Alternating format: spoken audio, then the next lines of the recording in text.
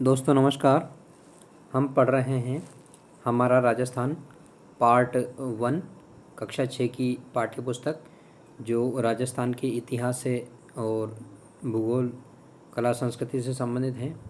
दोस्तों ये पाठ्य पुस्तक राजस्थान के सामान्य ज्ञान की दृष्टि से बहुत ही महत्वपूर्ण और उपयोगी है। हम एक चैप्टर देख चुके थे जो कि राजस्थान के सामान्य परिचय से संबंधित था। दोस्तों इस दूसरे चैप्टर में हम देखने वाले हैं राजस्थान का इतिहास, और इसमें राजस्थान के इतिहास की सामान्य झलक देखेंगे हम। दोस्तों जो राजस्थान के विभिन्न क्षेत्र हैं उनके भौगोलिक और ऐतिहासिक नामों के विवरण के बारे में इसमें हम देखने वाले हैं। तो दोस्तों देखते हैं, इस चैप्टर में देखते हैं। दोस्तों इस चैप्टर का जो शुरुआत की है बहुत ही शानदार तरीके से और मनोवैज्ञानिक तरीके से की है। कक्षा 6 के बालक को ध्यान में रखते हुए हमको दोस्तों इनके फैक्ट पर ध्यान देना है। जो भी फैक्ट अपने लिए महत्वपूर्ण थे उनको मैंने हाईलाइट कर दिया है। आप चाहें तो एक नोटबुक लेकर के और उसमें नोट डाउन कर सकते हैं। ठीक है दोस्तों, निश्चित रूप से ये वीडियो आपकी परीक्षा के लिए बहुत ही उपयोगी होने वाले हैं। चाहे आप रीट का एग्ज़ाम दो, पुलिस का, एसएससी या कोई सा भी एग्ज़ाम दो दोस्तों, उसमें ये महत्वपूर्ण है। एसटीसी, बीएड या फिर आरएस, आईएएस किसी का भी एग्ज़ाम दो, निश्चित रूप से ये वीडियो आपके लिए उपयोगी होने वाले हैं। दोस्तों देखते हैं, चित्तौड़गढ़ जिले के छोटे से गांव भाटोली का छात्र रमेश दीवार पर लगे राजस्थान के मानचित्र को ध्यान से देख रहा था। उसने अपने शिक्षक से प्रश्न किया, सर हमारे राज्य का नाम राजस्थान है, तो हमारे क्षेत्र का नाम मेवाड़ क्यों कहते हैं? ऐसा क्यों कहते हैं? मेरे मामा जोधपुर में रहते हैं पर वो कहते हैं कि हम मारवाड़ में रहते हैं, ऐसा क्यों? तो दोस्तों बच्चे के दिमाग में कई सारे प्रश्न हैं। तो आपके दिमाग में ही भी जब आपने कभी पढ़ा होगा राजस्थान का सामान्य ज्ञान, तो आपके दिमाग में भी निश्चित रूप से ये ऐसे प्रश्न आए होंगे। तो इन्हीं प्रश्नों और इसी प्रकार की जिज्ञासाओं का समाधान इस वीडियो में आपको मिलने वाला है। ठीक है दोस्तों, तो मैं वीडियो को आगे बढ़ाते हुए आपकी इन सभी जिज्ञासाओं को शांत करने का प्रयास करूँगा। शिक्षक ने कहा, रमेश ये मेवाड़ मारवाड़ हमारे क्षेत्र के प्राचीन नाम है। राजस्थान जो आज हमें दिखाई देता है, पुराने समय में ये ऐसी राजनीतिक इकाई नहीं था। प्राचीन काल में राजस्थान विभिन्न जनपदों और अंचलों में विभक्त था। ये जनपद और अंचल भौगोलिक स्थान अथवा वहाँ रहने वाली जाति के नाम से जाने जाते थे, जैसे जांगल, मरू, अर्जुनायन, सीवी, मेवात, हाड़ौती आदि। तो दोस्तों ये जो विभिन्न भूभाग हैं वो वहाँ निवास करने वाली जाति के नाम से जाने जाते थे। कब? प्राचीन समय में। ठीक है दोस्तों जब समय की शुरुआत होती है, मानव जो है समुदाय में रहता था, तो समुदाय यानी कि एक कबीला बना, कबीले से जन बना और जन से जनपद बना। तो दोस्तों उस समय की ही यह बात है, प्राचीन समय की, वैदिक काल की। ठीक है दोस्तों, महाकाव्यकालीन राजस्थान है। उस महाकाव्यकालीन राजस्थान में राजस्थान के विभिन्न भूभागों को किस किस नाम से जाना जाता था, उससे संबंधित भूभागों का यहाँ मानचित्र में नाम दिया गया है, जैसे कि मत्स्य, सूरसेन, जंगल और मरुकांतर। आप भौगोलिक क्षेत्रों से इनका तारतम्य बिठा सकते हैं, देख सकते हैं दोस्तों। ठीक है, इनके बारे में हम विवरण देखेंगे। जैसा कि देखते हैं हम, मत्स्य जो है अलवर और जयपुर वाला क्षेत्र है, सूरसेन जो है भरतपुर वाला और करौली वाला क्षेत्र, भरतपुर धौलपुर वाला क्षेत्र है, मरुकांतर मारवाड़ यानी कि जोधपुर है, और जंगल जो है बीकानेर वाला क्षेत्र है दोस्तों। ठीक है, आगे इनके बारे में हम विवरण देखने वाले हैं। ठीक है दोस्तों, देखते हैं आगे देखते हैं। प्राचीन भारत में आर्यों ने छोटी छोटी बस्तियों को मिलाकर अपने अपने राज्य या जनपदों का निर्माण आरंभ किया। महाभारत एवं संहिता ग्रंथों में राजस्थान के कई जनपदों का उल्लेख मिलता है दोस्तों। प्राचीन काल में 16 महाजनपद हुए हैं। कितने 16 महाजनपद हुए हैं? 16। ऋग्वेदिक काल उत्तर वैदिक काल में, ठीक है, मौर्य काल से ठीक पहले, ठीक है दोस्तों। तो उन्हीं से संबंधित यहाँ कुछ जनपद राजस्थान में भी थे, जैसे मरु। तो दोस्तों देखते हैं, ऋग्वेद सहित हमारे पौराणिक ग्रंथों रामायण, चरक संहिता, महाभारत और बृहद संहिता में मरु प्रदेश का वर्णन आता है। मरु प्रदेश आर्यों का प्रारंभिक जनतंत्र था। आर्यों का प्रारंभिक जनतंत्र क्या कौन था दोस्तों? तो मरु प्रदेश था, ठीक है। प्राचीन काल में राजस्थान को मरु प्रदेश के नाम से ही जाना जाता था, जिसमें वर्तमान में मरु प्रदेश में बीकानेर, नागौर, चूरू, गंगानगर, जैसलमेर, बाड़मेर के कुछ भाग सम्मिलित थे, ठीक है दोस्तों। मरुकांतर में इस क्षेत्र में कुछ कालांतर में इस क्षेत्र में कुछ विस्तार के साथ कुरु, मद्र तथा जंगल नामक जनपदों का भी निर्माण हुआ, ठीक है दोस्तों। कालक्रम में इन जनपदों का निर्माण भी हुआ, छोटे छोटे जनपदों का, ठीक है। तो जंगल जनपद के बारे में देखते हैं। इस जनपद में वर्तमान बीकानेर, नागौर, जोधपुर का कुछ भूभाग आता है। इसकी राजधानी अहिच्छत्रपुर है दोस्तों, ठीक है, जिसका साम्य वर्तमान नागौर से प्रतीत होता है, यानी कि नागौर है दोस्तों, ठीक है। पौराणिक आख्यानों के अनुसार यादव वंश के कौन दोस्तों? बलराम कृष्ण द्वारिका आते जाते समय इस क्षेत्र से गुजरते थे। तो दोस्तों प्रश्न बनता है अच्छा खासा, जो आपको कहीं भी नहीं मिलेगा, वो है कि पौराणिक काल में जो है द्वारिका और मथुरा के बीच में जो रास्ता गुजरता था वो कहाँ से गुजरता था? तो वो जंगल प्रदेश से गुजरता था, ठीक है दोस्तों। अगला है मत्स्य। दोस्तों इस जनपद का उल्लेख ऋग्वेद में मिलता है। ऋग्वेद में सबसे पुराना वेद है 4 वेदों में। महाभारत में मत्स्य जनपद की राजधानी विराटनगर या बेराट, जो कि जयपुर में है। यह जनपद अलवर और भरतपुर के मध्य स्थित है। इस स्थान का वर्णन चीनी यात्री युआनच्वांग, दोस्तों बहुत महत्वपूर्ण है, युआनच्वांग ने भी किया है। कई बार प्रश्न आ चुका है, तो इसको ध्यान में रखना है दोस्तों आपको, ठीक है। युआनच्वांग ने भी मत्स्य जनपद का विवरण दिया है, जिसमें इसकी राजधानी विराटनगर का विवरण मिलता है, ठीक है। मौर्योत्तरकालीन राजस्थान है और उससे संबंधित भूभाग है योधेय, गंगानगर, हनुमानगढ़ वाला क्षेत्र है दोस्तों। अर्जुनायन जो है अलवर वाला क्षेत्र है दोस्तों। मालव जो दोस्तों, मालव टोंक, विशेष रूप से टोंक, और बाद में जो है झालावाड़ वाला, प्रतापगढ़ वाला क्षेत्र भी मालव के नाम से जाना जाने लगा था। और है दोस्तों सिवी, ये भौगोलिक क्षेत्र हैं दोस्तों, इनके मौर्योत्तर काल के नाम दिए गए हैं, ठीक है। आगे इनका विवरण देखते हैं हम दोस्तों। सुरसेन राजस्थान की भरतपुर, धौलपुर तथा करौली के अधिकतर भूभाग प्राचीन सुरसेन जनपद में सम्मिलित है। इस जनपद की राजधानी क्या थी? मथुरा थी। क्या थी? मथुरा। 4वीं शताब्दी ईस्वी पूर्व के यूनानी लेखकों ने सिकंदर के समय में सुरसेन या सौरसेन का उल्लेख किया है। बयाना प्रशस्ति में सूरसेन नामक राजवंश का वर्णन मिलता है, बयाना प्रशस्ति में मिलता है दोस्तों।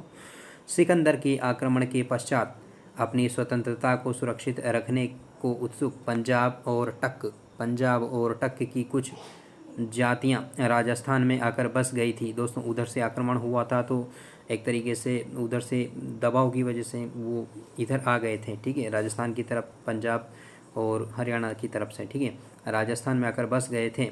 इनमें अपने साहस और शौर्य के लिए प्रसिद्ध मालव, सिवी, अर्जुनायन आदि जातियां प्रमुख थी।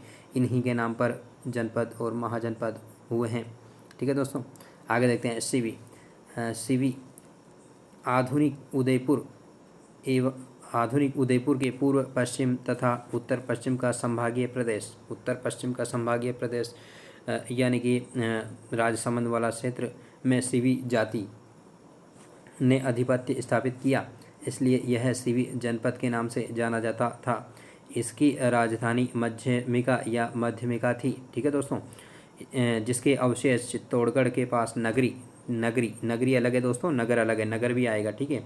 नगर मालवों की थी, ठीक है, और नगरी सिवी की थी, ठीक है, नामक गांव में मिलते हैं। इस भूभाग को मेदपाट या प्रागवाड़ भी कहा जाता है दोस्तों। जो हम महाजनपद भारतीय इतिहास में महाजनपद काल में पढ़ते हैं, वो इससे अलग है दोस्तों। ये वो जो है हमने शुरू में देखा था वो महाजनपद थे दोस्तों, ये उसके बाद में विकसित जनपद हुए हैं। ठीक है दोस्तों, इनका नामकरण जो है इन जनजातियों के नाम पर ही हुआ है जिन्होंने इनका निर्माण किया था। ठीक है, अगला देश देखते हैं दोस्तों, अर्जुनायन। दोस्तों, भरतपुर अलवर प्रांत के अर्जुनायन अपनी विजयों के लिए प्रसिद्ध थे। अर्जुनायनों ने मालवों के साथ मिलकर विदेशी क्षत्रपों दोस्तों, क्षत्रपों कहते थे एक केंद्रीय शक्ति के अधीन जो राज्यपाल या गवर्नर के रूप में निश्चित भूभागों में शासन करने वाले जो शासक थे उनको क्षत्रप कहा जाता था। ठीक है दोस्तों, शक क्षत्रप विशेष रूप से जाने जाते हैं। नेक्स्ट है दोस्तों, देखते हैं मालव। मालव दोस्तों, मालव के बारे में देखते हैं। मालवों की शक्ति का केंद्र जयपुर के निकट नगर था। जयपुर के निकट नगर था जो वर्तमान टोंक जिले में स्थित है। नगर कहाँ स्थित है? टोंक जिले में स्थित है। कालांतर में ये अजमेर, टोंक, मेवाड़ क्षेत्र तक फैल गए। टोंक, प्रतापगढ़ और एवं झालावाड़ का क्षेत्र मालव क्षेत्र मालव देश के अंतर्गत आता था। ठीक है दोस्तों, आगे हैं मालवों की दिग्विजय का युग अभिलेख नांदसा कहाँ है दोस्तों? भीलवाड़ा में लगा है। ठीक है, इंपॉर्टेंट प्रश्न है दोस्तों, कई बार आ चुका है, आरएस में भी एक बार ये प्रश्न आया है, तो इसको ध्यान रखना है दोस्तों। ठीक है दोस्तों, सरकारी बुक होने के कारण ये एक प्रामाणिक बुक है, तो इस के जितने भी तथ्य हैं वो सर्वमान्य हैं दोस्तों। ठीक है, नेक्स्ट देखते हैं योधई। दोस्तों, योधई देखते हैं।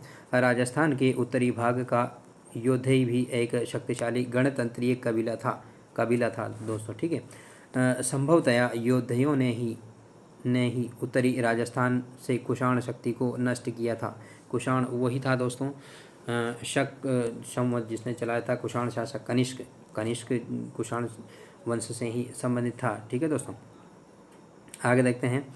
गुप्त काल तक ये गणतंत्रीय व्यवस्थाएं अपने अपने क्षेत्र में बनी रही। ऐसा प्रतीत होता है कि गुप्त सम्राटों ने इन्हें अर्ध आश्रित यानी कि क्षत्रपों के रूप में बनाए रखा। अर्ध आश्रित यानी कर वगैरह ले लिया करते थे और इनकी स्वतंत्रता बरकरार रखी।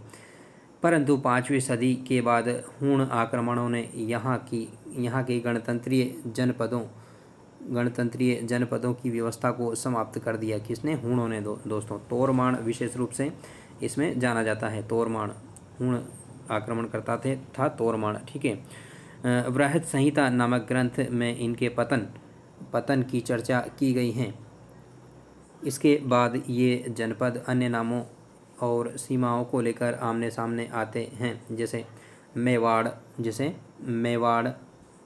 वागड़, मारवाड़, हाड़ौती, ढूंढाड़, मेवात इत्यादि। दोस्तों, ये सबसे बाद में जो नाम हुए हैं राजस्थान के विभिन्न क्षेत्रों के वो हैं। देखते हैं इनके बारे में भी। मेवाड़ देखते हैं दोस्तों। मेवाड़ प्राचीन सीवी जनपद वाले क्षेत्र को मेवाड़ कहा जाता था। ठीक है, आधुनिक उदयपुर, चित्तौड़गढ़, प्रतापगढ़, राजसमंद, भीलवाड़ा जिले मेवाड़ राज्य के अंतर्गत आते थे। आप बहुत अच्छी तरीके से जानते हैं महाराणा प्रताप की जन्मभूमि और कर्मभूमि रही है। ठीक है, महाराणा प्रताप, महाराणा सांगा, महाराणा कुंभा जैसे वीर योद्धाओं की कर्मभूमि रही है। ठीक है, इस क्षेत्र पर 7वीं शताब्दी से आधुनिक राजस्थान के निर्माण तक गुहिल सिसोदिया वंश का राज्य रहा है। दोस्तों, दुनिया में सबसे लंबे समय तक शासन करने में जिनका नाम आता है वो गुहिल सिसोदिया राजवंश का ही आता है दोस्तों। लगभग 1300 साल तक इन्होंने मेवाड़ पर शासन किया है। ठीक है, नागदा, आहड़, कल्याणपुर, चित्तौड़, कुंभलगढ़, चावंड, उदयपुर आदि समय समय पर इनकी राजधानी रही है। यहाँ बोली जाने वाली जो भाषा थी वो मेवाड़ी है दोस्तों। ठीक है, कौन सी भाषा है? मेवाड़ी है। नेक्स्ट देखते हैं वागड़। दोस्तों, वागड़ के लिए कहीं कन्फ्यूज़न मिलते हैं हमको। 2 क्षेत्र हैं राजस्थान में जिनको वागड़ के नाम से जाना जाता है। राजस्थान में 2 क्षेत्र वागड़ के नाम से जाने जाते हैं। एक डूंगरपुर बांसवाड़ा तथा दूसरा पिलानी के पास नरहड़, भादरा, नौहर, कन्नड़ा का क्षेत्र। ठीक है, तो ये ध्यान रखना है दोस्तों। किंतु अधिकतर दक्षिणी राजस्थान के डूंगरपुर बांसवाड़ा के भूभाग को ही वागड़ या वागट कहा जाता है दोस्तों। इसको व्याघ्र घाट भी कहा जाता है। डूंगरपुर बांसवाड़ा वाले क्षेत्र को। और यहाँ बोली जाने वाली भाषा जो है वो बागड़ी है। ठीक है दोस्तों, नेक्स्ट देखते हैं। नेक्स्ट हैं मारवाड़। प्राचीन मरु प्रदेश ही कालांतर में मारवाड़ कहलाया। ठीक है, 7वीं सदी में इसके मंडोर यानी कि जोधपुर क्षेत्र पर गुर्जर प्रतिहारों ने शासन किया था। बाद में इस क्षेत्र पर राठौड़ वंश का आधिपत्य स्थापित हो गया। दोस्तों, मध्यकालीन इतिहास में, पूर्व मध्यकालीन इतिहास में नाम आता है त्रिपक्षीय संघर्ष। उसमें राष्ट्रकूटों और पालों के साथ में गुर्जर प्रतिहार भी प्रमुख थे और अंत में इन्हीं ने उस पर विजय हासिल करी थी, कन्नौज को पर वर्चस्व हासिल करने को लेकर। ठीक है दोस्तों, नेक्स्ट है हाड़ौती। आधुनिक बूंदी और कोटा का क्षेत्र हाड़ौती कहलाता है। प्राचीन काल में इस भूभाग पर मीणा जनजाति का आधिपत्य था। ठीक है दोस्तों, तो मीणा वंश का बूंदा के नाम पर ही बूंदी का नामकरण हुआ है दोस्तों। ठीक है, कालांतर में चौहान वंश के हाड़ा शाखा ने इस पर अधिकार कर लिया, तभी से इस भूभाग को यहाँ के भूभाग को और यहाँ की बोली को हाड़ौती कहा जाने लगा। ठीक है दोस्तों, ये कुछ नक्शा है। इसमें देखिए मांड जैसलमेर वाला क्षेत्र है, मारवाड़ जोधपुर वाला, शेखावटी जो शिखर झुंझुनू और चूरू वाला, मेवात अलवर वाला, और डूंडाड़ जयपुर दौसा वाला, हाड़ौती कोटा बूंदी भरा झालावाड़ मेवाड़ और ये बागड़ वाला क्षेत्र है। इनको आप ध्यान में रखना है। ठीक है दोस्तों, डूंडाड़ के बारे में हम देख चुके थे। मेवात के बारे में देखते हैं। मेवात अलवर भरतपुर का वह क्षेत्र जहाँ मेव जाति की अधिकता रही है मेवात कहलाता है। मेवातियों का प्रसिद्ध नायक हसन खां मेवाती नाम सुना होगा दोस्तों आपने।